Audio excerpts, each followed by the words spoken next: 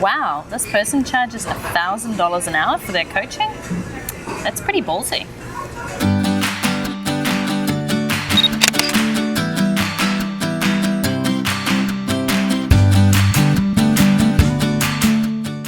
Hi, I'm Natalie Sisson, and welcome back to another episode of the Suitcase Entrepreneur Lifestyle Show, where we're all about creating freedom in business and adventure in life.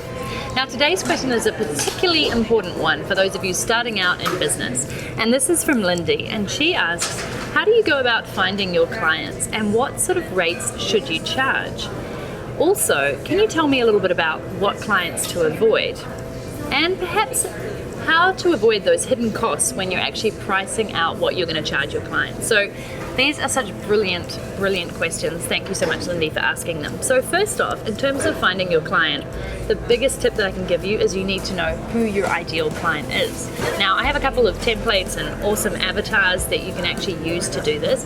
It's getting really clear on who your ideal customer is and who you want to work with. And everything else will stem from that. Who you don't want to work with. And I will answer that question actually, because the type of people you don't want to work with are the ones who suck your energy, who bargain with you on your prices all your time, who don't get back to you and communicate with you respectfully and on your timelines, who expect way too much of you outside of the scope of the project that you've given them.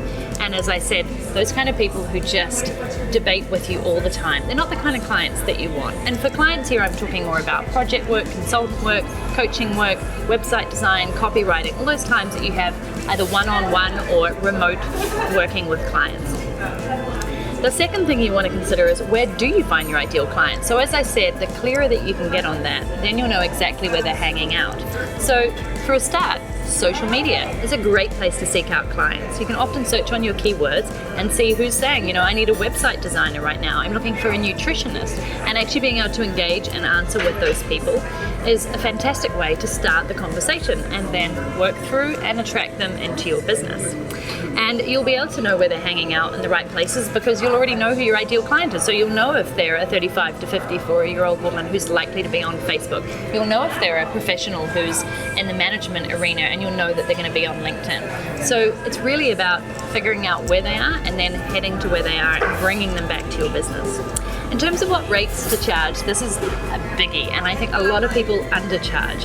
They don't factor in administration costs, time they're going to spend with the client, time they're going to spend in preparation for the client, and afterwards as well. So when you're looking at an hourly rate or a package rate, which I actually prefer and recommend, you need to consider all those factors. Don't just think about the time that you're going to be spending with the client or on the client's work.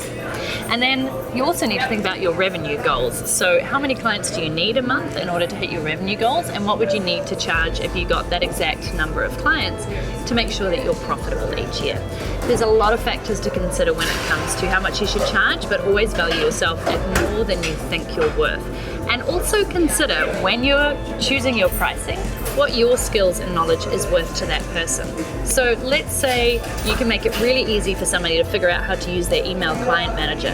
For them, that may be worth $500 to $1,000 just for the time that you've saved them from setting up their entire email client manager when they just don't have the skills, the expertise, or the time to do that. So always considering about what is it actually worth to them and what's the return on investment.